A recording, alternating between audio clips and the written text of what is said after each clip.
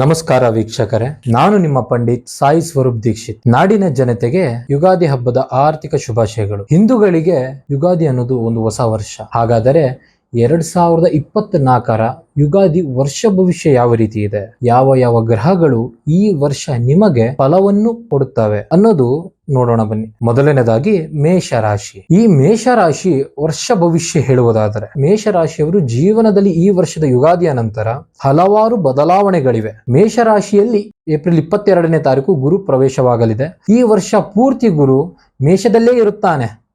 ಗುರು ಮೇಷರಾಶಿಗೆ ಉತ್ತಮ ಫಲವನ್ನೇ ಕೊಡುತ್ತಾನೆ. ಆದರೆ ರಾಹುವಿನ ನಿಯಂತ್ರಣದಲ್ಲಿರುವ ಗುರು ಸಂಪೂರ್ಣವಾಗಿ ಶುಭ ಫಲ ಕೊಡಲು ಸಾಧ್ಯವಾಗದೇ ಇದ್ದರೂ ಕೂಡ ತಕ್ಕಮಟ್ಟಿಗಾದರೂ ಒಂದು ಒಳ್ಳೆಯ ಫಲವನ್ನೇ ಕೊಟ್ಟೇ ಕೊಡುತ್ತಾನೆ. ಮೇಷರಾಶಿಯವರಿಗೆ ಶನಿದೇವನ ಕೃಪೆ ಇರುವುದರಿಂದ ಮೇಷರಾಶಿಯವರು ವರ್ಷವಿಡೀ ಲಾಭ ಸಿಗಲಿದೆ, ಶ್ರಮದ ಫಲ ಸಿಗಲಿದೆ. ಮೇಷರಾಶಿಯವರಿಗೆ ಈ ವರ್ಷ ಯುಗಾದಿ ಬಳಿಕ 4 ಗ್ರಹಗಳಿಂದ ಉತ್ತಮ ಫಲ ಸಿಗಲಿದೆ. ಆರ್ಥಿಕ ಜೀವನ, ಕೌಟುಂಬಿಕ ಜೀವನ ಹಾಗೂ ವೃತ್ತಿ ಜೀವನ, ಈ ತರ ಎಲ್ಲಾ ವಿಚಾರದಲ್ಲಿ ಮೇಷರಾಶಿಯವರಿಗೆ ಶುಭವೇ ಆಗಲಿದೆ. ಇನ್ನು ಮಿಥುನ ರಾಶಿ ಬಗ್ಗೆ ನೋಡೋದಾದರೆ, ಮಿಥುನ ರಾಶಿಯವರಿಗೆ 2024ರ ಯುಗಾದಿ ವರ್ಷ ಭವಿಷ್ಯ ಹೇಗಿದೆ? ಗುರು, ಶನಿ, ರಾಹು, ಕೇತು ಈ 4 ಗ್ರಹಗಳಿಂದ ಮಿಥುನ ರಾಶಿಯವರಿಗೆ ಯುಗಾದಿ ವರ್ಷ ಭವಿಷ್ಯ ಹೇಗಿದೆ ಎಂದು ತಿಳಿಯೋಣ. ಲಾಭದ ಸ್ಥಾನದಲ್ಲಿ ಗುರು ಮತ್ತು ರಾಹು ಇರುವುದರಿಂದ ಮಿಥುನ ರಾಶಿಯವರಿಗೆ ಈ ಯುಗಾದಿ ಆರ್ಥಿಕ ಲಾಭವನ್ನು ನೀಡುತ್ತದೆ, ಮತ್ತೆ ಅಭಿವೃದ್ಧಿಯೂ ಸಹ ನೀಡುತ್ತದೆ. ಒಡವೆ, ವಸ್ತ್ರ, ಹಣ ಪ್ರಾಪ್ತಿಯಾಗಲಿದೆ. ರಾಹು ಆಕಸ್ಮಿಕ ಅಭಿವೃದ್ಧಿ ಕೊಡುತ್ತಾನೆ, ಸ್ವಂತ ಉದ್ಯೋಗವನ್ನು ಕೊಡುತ್ತಾನೆ. ಸ್ವಂತ ಉದ್ಯೋಗ ಮಾಡುವ ಉದ್ಯಮಿಗಳಿಗೆ ಆಕಸ್ಮಿಕ ಲಾಭವನ್ನು ಕೊಡುತ್ತಾನೆ. ಮಿಥುನ ರಾಶಿಯವರು ಸಾಲದ ಬಾಧೆಯನ್ನು ಎದುರಿಸುತ್ತಾರೆ ಮತ್ತೆ ತುಂಬಾ ಕಷ್ಟ ಸಹ ಪಡುತ್ತಾರೆ. ಅಂತವರಿಗೆ ಯುಗಾದಿ ಮುಗಿದ ನಂತರ ಸಾಲದ ಹೊರೆಯೂ ಸಹ ಕಡಿಮೆ ಆಗುತ್ತದೆ. ಉದ್ಯೋಗ ಕ್ಷೇತ್ರದಲ್ಲಿ ತುಂಬಾ ಒಳ್ಳೆಯ ಲಾಭವನ್ನು ಗಳಿಸುವಿರಿ. ಅಂದುಕೊಂಡ ಕಾರ್ಯ ನಿವಾರಣೆ ಆಗುತ್ತದೆ. ವರ್ಗಾವಣೆ ಸಿಗಬೇಕು, ಬಡ್ತಿ ಬೇಕು, ಕೆಲಸದ ಹೊರೆ ಕಡಿಮೆಯಾಗಬೇಕು, ಇದೆಲ್ಲ ಆಸೆ ಯಾರಿಗಿದೆ ಅವರಿಗೆ ಗುರು ಆಶೀರ್ವದಿಸಲಿದ್ದಾನೆ. ಯುಗಾದಿ ಕಳೆದ ಬಳಿಕ ನೀವು ಅಂದುಕೊಂಡ ಎಲ್ಲಾ ಕಾರ್ಯಗಳು ಸುಲಭವಾಗಿ ನೆರವೇರುತ್ತದೆ. ಜೊತೆಗೆ ಉದ್ಯೋಗ ವಿಚಾರದಲ್ಲಿ ಯುಗಾದಿ ಬಳಿಕ ಶುಭವಾಗಲಿದೆ. ಭಾಗ್ಯದಲ್ಲಿ ಭಾಗ್ಯಾಧಿಪತಿ ಶನಿ ಇರುವುದರಿಂದ ನಿಮಗೆ ಅದೃಷ್ಟ ತಂದುಕೊಡುತ್ತಾನೆ. ವಿದ್ಯಾರ್ಥಿಗಳಿಗೆ ತುಂಬಾ ಉತ್ತಮ ಸಮಯ ಇದ್ದಾಗ ಕೇತು ಕೂಡ ನಿಮ್ಮ ಜ್ಞಾನ ವೃದ್ಧಿಗೆ ಸಹಾಯ ಮಾಡುತ್ತಾನೆ. ಬೇರೆ ಬೇರೆ ವಿಚಾರಗಳನ್ನು ತಿಳಿದುಕೊಳ್ಳುವುದರ ಜೊತೆಗೆ ನಿಮ್ಮ ಆಸಕ್ತಿ ಹೆಚ್ಚಾಗುತ್ತದೆ. ಒಟ್ಟಿನಲ್ಲಿ ಈ ವರ್ಷ ಮಿಥುನ ರಾಶಿಯವರಿಗೆ ಶುಭವಾಗಲಿದೆ. ಇನ್ನು ಕಟಕ ರಾಶಿ ಬಗ್ಗೆ ಹೇಳೋದಾದರೆ, ಕಟಕ ರಾಶಿಯವರಿಗೆ ಯುಗಾದಿ ವರ್ಷ ಭವಿಷ್ಯ ಯಾವ ರೀತಿ ಇದೆ? ಗುರು, ರಾಹು, ಶನಿ, ಕೇತು ಈ 4 ಗ್ರಹಗಳು ಕಟಕ ರಾಶಿಯವರಿಗೆ ಯಾವ ಫಲವನ್ನು ನೀಡುತ್ತವೆ ಎನ್ನುವುದು ನೋಡೋಣ ಬನ್ನಿ. ಈ ವರ್ಷ ಯುಗಾದಿ ಕಳೆದ ನಂತರ ಕಟಕ ರಾಶಿಯವರಿಗೆ ಕೆಲವೊಂದಿಷ್ಟು ಶುಭ ಫಲಗಳು ದೊರೆಯುತ್ತದೆ, ಅದರ ಜೊತೆಗೆ ಅಶುಭ ಫಲಗಳು ಸಹ ದೊರೆಯುತ್ತದೆ. ಹಾಗಾದರೆ ಈ ಯುಗಾದಿ ಕಳೆದ ಬಳಿಕ ಒಳ್ಳೆಯದೇ ಆಗಲ್ಲ, ಬರೀ ಕಷ್ಟಗಳೇ ಬರುತ್ತೆ ಅಂತ ಅಲ್ಲ. ಶುಭ ಫಲಗಳು ನೀವು ಸ್ವೀಕರಿಸುವಂತೆ ಅಶುಭ ಫಲಗಳನ್ನು ಸ್ವೀಕರಿಸಬೇಕೆಂದಲ್ಲ. ಅಶುಭ ಫಲಗಳಿಗೆ ಪರಿಹಾರಗಳು ಸಿಗುತ್ತವೆ. ಹಾಗಾಗಿ ಪರಿಹಾರಗಳನ್ನು ಹೆಚ್ಚಾಗಿ ಮಾಡಿಕೊಳ್ಳುವ ಮೂಲಕ ಬರುವ ಸಮಸ್ಯೆಗಳನ್ನು ನಿವಾರಣೆ ಮಾಡಿಕೊಳ್ಳಬಹುದು ಅಥವಾ ಸಮಸ್ಯೆಗಳನ್ನು ಕಡಿಮೆ ಮಾಡಿಕೊಳ್ಳಬಹುದು. ಕಟಕ ರಾಶಿಯವರಿಗೆ ಎಚ್ಚರಿಕೆ ತುಂಬಾ ಮುಖ್ಯ. ಯಾವುದೇ ಕೆಲಸಕ್ಕೂ ಮುನ್ನ 100 ಬಾರಿ ಯೋಚಿಸಿ ತಯಾರಿ ಮಾಡಿಕೊಂಡು ನಂತರವೇ ಮುನ್ನಡೆಯಿರಿ. ಇದು ಕಟಕ ರಾಶಿಯವರಿಗೆ ಬಹು ಮುಖ್ಯ ಪರಿಹಾರವಾಗಿದೆ. ಕಟಕ ರಾಶಿಯವರಿಗೆ ಗುರು ಗ್ರಹ ಶುಭ ಫಲಗಳನ್ನು ಕೊಡುತ್ತಾನೆ.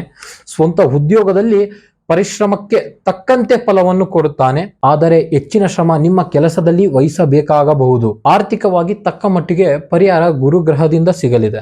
ಮನಶಾಂತಿ ಹಾಳು ಮಾಡುವಂತದ್ದನ್ನು ಶನಿ ಗ್ರಹ ಮಾಡುತ್ತದೆ. ಆದರೆ ನಿಮ್ಮ ಸಂಬಳಕ್ಕಾಗಲಿ, ಗೌರವಕ್ಕಾಗಲಿ, ಸ್ಥಾನಮಾನಕ್ಕಾಗಲಿ, ಅಧಿಕಾರಕ್ಕಾಗಲಿ ಶನಿಯು ತೊಂದರೆಯನ್ನು ಉಂಟು ಮಾಡುವುದಿಲ್ಲ. ಸಣ್ಣ ಪುಟ್ಟ ಕಿರಿಕಿರಿಯನ್ನು ಶನಿದೇವ ಉಂಟು ಮಾಡುತ್ತಾನೆ. ಈ ವರ್ಷ ಕಟಕ ರಾಶಿಯವರಿಗೆ ಮಿಶ್ರ ಫಲವಿದೆ. ಹಾಗಾದರೆ ಸಿಂಹ ರಾಶಿಯ ಬಗ್ಗೆ ತಿಳಿಸುವುದಾದರೆ, ಸಿಂಹ ರಾಶಿಯವರಿಗೆ 2024ರ ಯುಗಾದಿ ವರ್ಷ ಭವಿಷ್ಯ ಯಾವ ರೀತಿ ಇದೆ, ಮತ್ತೆ ಗುರು, ರಾಹು, ಕೇತು, ಶನಿ ಯಾವ ರೀತಿ ಪ್ರಭಾವ ಬೀರಲಿದೆ ಎಂದು ತಿಳಿಯೋಣ. ಸಿಂಹ ರಾಶಿಯಲ್ಲಿ ಏಪ್ರಿಲ್ 27ನೇ ತಾರೀಕು ಭಾಗ್ಯಸ್ಥಾನಕ್ಕೆ ಗುರು ಪ್ರವೇಶವಾಗಲಿದೆ. ಗುರು ಮುಂದಿನ ಯುಗಾದಿಯವರೆಗೂ ಭಾಗ್ಯಸ್ಥಾನದಲ್ಲೇ ಇರುತ್ತಾನೆ. ಹೀಗಾಗಿ ಗುರು ಸಿಂಹ ರಾಶಿಯವರಿಗೆ ಭಾಗ್ಯ ಅಂದರೆ ಶುಭ ಫಲವನ್ನೇ ಕೊಡುತ್ತಾನೆ. ರಾಹು ಕೂಡ ಭಾಗ್ಯಸ್ಥಾನದಲ್ಲೇ ಇದ್ದಾನೆ. ಹೀಗಾಗಿ ರಾಹು ಮತ್ತೆ ಗುರು ಮೇಷರಾಶಿಯಲ್ಲಿ ಇರುವುದರಿಂದ ಅದೇ ಶುಭ ಫಲವನ್ನೇ ಕೊಡುತ್ತಾರೆ. ಅದೇ ರೀತಿ ಕೇತು ಕೂಡ ತುಲಾ ರಾಶಿಯಲ್ಲಿ ಇರುವುದರಿಂದ ಅದೇ ಶುಭ ಫಲವನ್ನೇ ಕೊಡುತ್ತಾನೆ.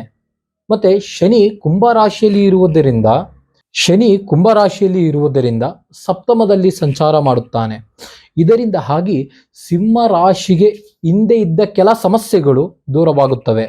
ಈ ವರ್ಷ ಯುಗಾದಿಗೆ ಗುರು ಹಾಗೂ ಶನಿ ಅತ್ಯಂತ ಶುಭ ಫಲವನ್ನೇ ಸಿಂಹ ರಾಶಿಗೆ ದಯಪಾಲಿಸುತ್ತಾನೆ.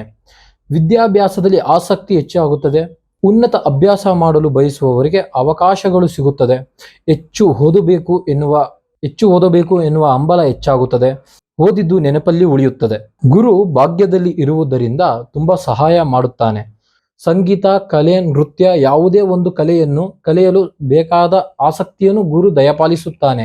ಹೀಗಾಗಿ ವಿದ್ಯಾರ್ಥಿಗಳು ಯುಗಾದಿ ಕಳೆದ ಬಳಿಕ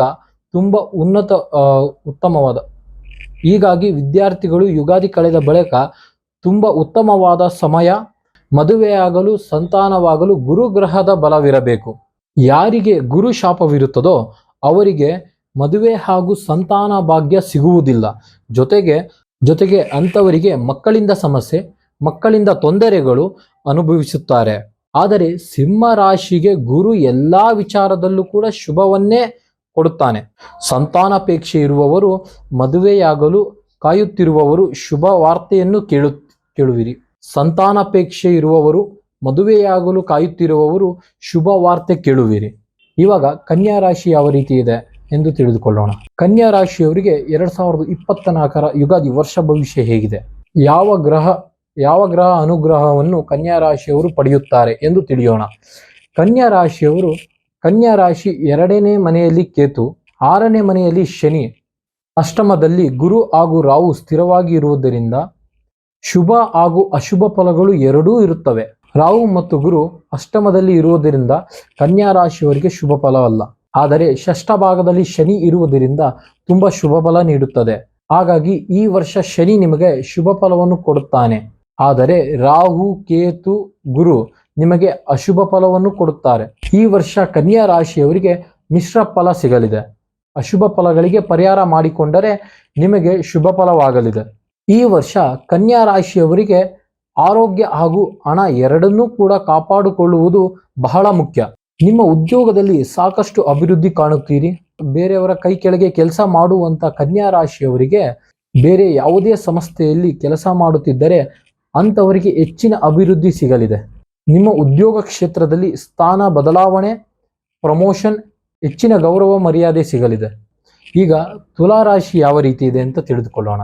ತುಲಾರಾಶಿಯವರಿಗೆ 2024ರ ಯುಗಾದಿ ವರ್ಷ ಭವಿಷ್ಯ ಹೇಗಿದೆ, ಯಾವ ಗ್ರಹಗಳ ಪ್ರಾರಂಭ ತುಲಾರಾಶಿಯಲ್ಲಿ ಯಾವ ಬದಲಾವಣೆ ತರುತ್ತದೆ ಎಂದು ನೋಡೋಣ. ಇಷ್ಟು ದಿನ ತುಲಾರಾಶಿಯಲ್ಲಿ ಕೇತು ಇತ್ತು, ಸಪ್ತಮದಲ್ಲಿ ರಾಹು, ಚತುರ್ಥ ಭಾಗದಲ್ಲಿ ಶನಿ, ಗುರು 6ನೇ ಮನೆಯಲ್ಲಿ ಸ್ಥಿತನಾಗಿದ್ದ. ಆದರೆ ಈ ವರ್ಷ ಇಷ್ಟು ದಿನ ತುಲಾರಾಶಿಯಲ್ಲಿ ಕೇತು ಇತ್ತು, ಸಪ್ತಮದಲ್ಲಿ ರಾಹು, ಚತುರ್ಥ ಭಾಗದಲ್ಲಿ ಶನಿ, ಗುರು 6ನೇ ಮನೆಯಲ್ಲಿ ಸ್ಥಿತನಾಗಿದ್ದ. ಆದರೆ ಈ ವರ್ಷ ತುಲಾರಾಶಿಯಲ್ಲಿ ಕೆಲ ಬದಲಾವಣೆಗಳಿವೆ. ತುಲಾರಾಶಿಯವರಿಗೆ ಪಂಚಮ ಶನಿ ನಡೆಯುತ್ತಿದೆ. ಪಂಚಮ ಶನಿ, ಅಷ್ಟಮ ಶನಿ, 7.5 ಶನಿ ಬಂದ ರಾಶಿಗೆ ಗುರು ದೃಷ್ಟಿ ಇದ್ದರೆ ಸಂಕಷ್ಟದಿಂದ ಕೊಂಚ ಪರಿಹಾರ ಸಿಗಲಿದೆ. ಈಗ ತುಲಾರಾಶಿಯವರಿಗೆ ಪಂಚಮ ಶನಿ ಶುರುವಾಗಿದೆ. ಸ್ವಲ್ಪ ಆತಂಕ ಪಡುವಂತ ವಿಚಾರ ಇದ್ದಾಗಿದೆ. ನಿಮ್ಮ ಬದುಕಿನಲ್ಲಿ ಕಷ್ಟವನ್ನು ಕೊಟ್ಟ ಬದಲಾವಣೆ ತರುವ ಉದ್ದೇಶ ಪಂಚಮ ಶನಿದಾಗಿರುತ್ತದೆ. ಹೀಗಾಗಿ ಈ ವರ್ಷ ತುಲಾರಾಶಿಯವರಿಗೆ ಕೊಂಚ ಕಷ್ಟಗಳು ಎದುರಾಗುತ್ತವೆ. ಆದರೆ ಶನಿ ಯಾವುದೇ ಸಮಸ್ಯೆ ಕೊಟ್ಟರೂ ಅದರಿಂದ ಪಾರಾಗಲು ಯುಗಾದಿ ನಂತರ ಗುರು ನಿಮ್ಮನ್ನು ಕಾಪಾಡುತ್ತಾನೆ.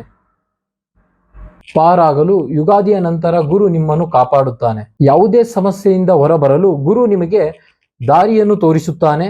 ಹಣಕಾಸಿನ ಸಮಸ್ಯೆ ಬರುವುದನ್ನು ತಪ್ಪಿಸುತ್ತಾನೆ. ಸಾಲ ಮಾಡಬೇಡಿ. ಪಾಲುದಾರಿಕೆಯಲ್ಲಿ ಅತಿಯಾದ ನಂಬಿಕೆ ಬೇಡ, ಇದರಿಂದ ಮೋಸ ಹೋಗುವ ಸಾಧ್ಯತೆ ಇದೆ. ಹೀಗಾಗಿ ಈ ವರ್ಷದ ಯುಗಾದಿ ಫಲ ತುಲಾರಾಶಿಯವರಿಗೆ ಮಿಶ್ರ ಫಲವಾಗಿದೆ. ಈಗ ವೃಶ್ಚಿಕ ರಾಶಿ ಯಾವ ರೀತಿ ಇದೆ ಎಂದು ತಿಳಿದುಕೊಳ್ಳೋಣ.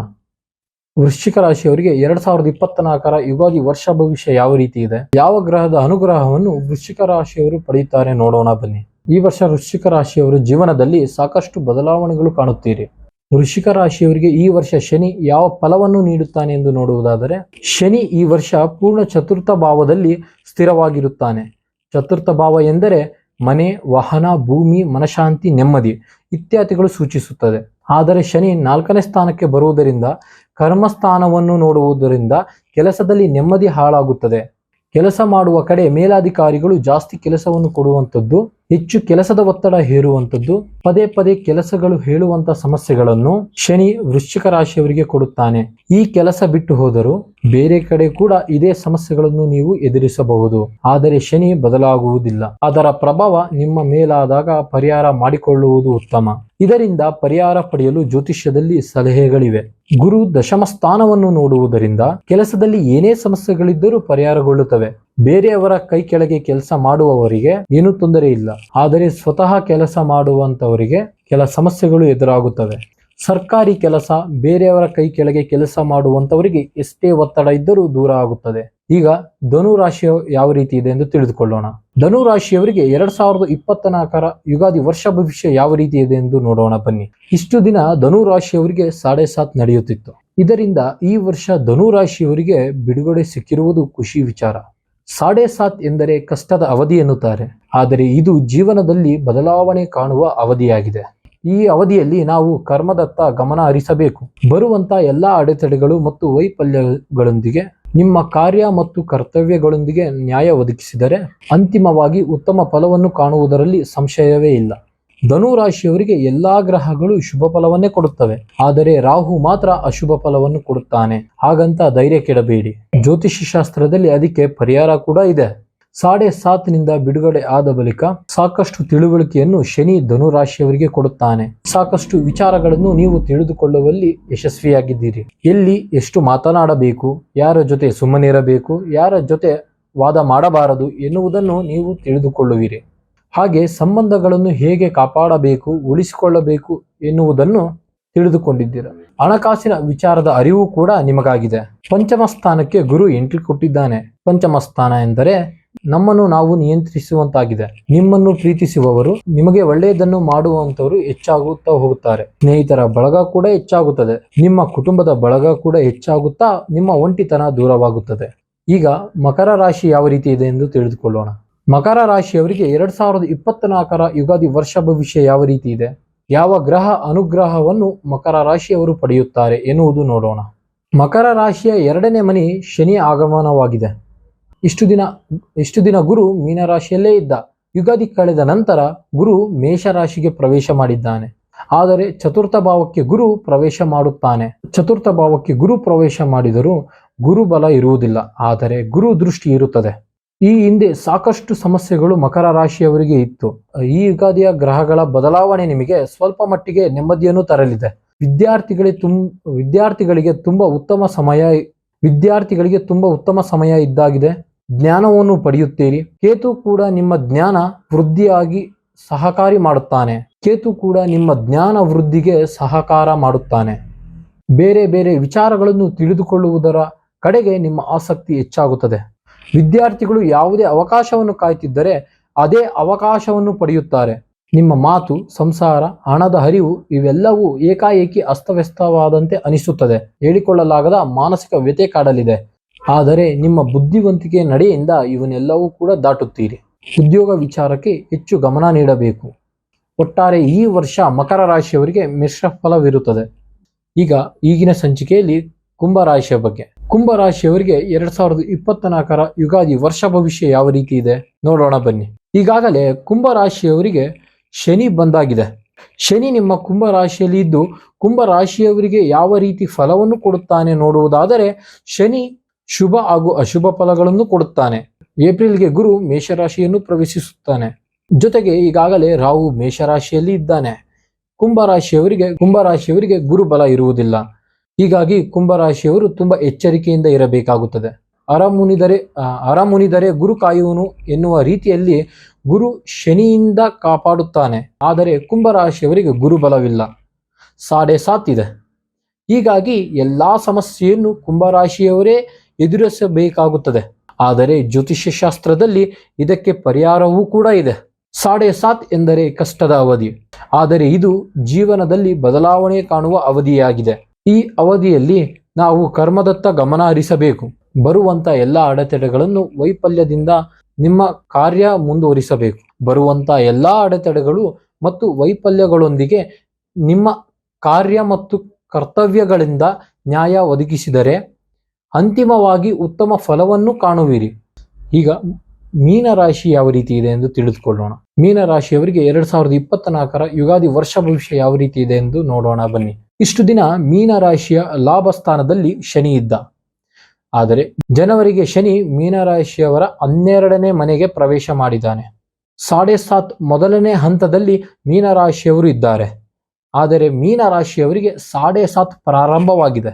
ಆದರೆ ಮೀನರಾಶಿಯವರನ್ನು ಗುರುಗ್ರಹ ಕಾಪಾಡಲಿದೆ.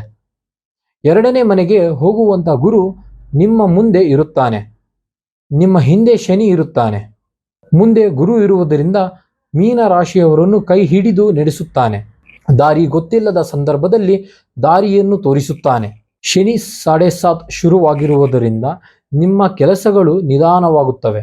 ಕೊಟ್ಟ ಕೆಲಸವನ್ನು ಸರಿಯಾಗಿ ಮಾಡುವಲು ಸಾಧ್ಯವಾಗುವುದಿಲ್ಲ. ಕೊಟ್ಟ ಕೆಲಸದ ಆಸಕ್ತಿ ಇರುವುದಿಲ್ಲ. ತುಂಬ ಕೆಲಸದ ಒತ್ತಡ ಆಗಬಹುದು ಎನ್ನುವ ಒತ್ತಡಕ್ಕೆ ಮೀನರಾಶಿಯವರು ತಲುಪುತ್ತೀರಿ. ಉದ್ಯೋಗ ವಿಚಾರದಲ್ಲಿ ಏನಾದರೂ ಒಂದು ಬಾಧೆ ನಿಮ್ಮನ್ನು ಕಾಡಲಿದೆ. ಭಾಗ್ಯಸ್ಥಾನಕ್ಕೆ ಶನಿ ದೃಷ್ಟಿ ಇರುವುದರಿಂದ ಅದೃಷ್ಟವು ಕೆಲಸ ಮಾಡುವುದಿಲ್ಲ. ಸ್ವಂತ ಉದ್ಯೋಗ ಮಾಡುವುದರಿಂದಾಗಿ ಶ್ರಮಕ್ಕೆ ಸಮನಾಗಿ ಫಲ ಇರುತ್ತದೆ. ಆದರೆ ಉಳಿತಾಯ ಮಾಡುವಷ್ಟು ಲಾಭವನ್ನು ನೀವು ಪಡೆಯುವುದಿಲ್ಲ. ಗುರುವಿನ ಅನುಗ್ರಹದಿಂದ ನಿಮಗೆ ಕೊಂಚ ಮಟ್ಟಿನ ಶ್ರಮದ ಫಲ ಸಿಗುತ್ತಿದೆ. ಸರ್ಕಾರ ಉದ್ಯೋಗದಲ್ಲಿ ಇರುವವರಿಗೆ ಇದು ಉತ್ತಮ ಸಮಯವಾಗಿದೆ.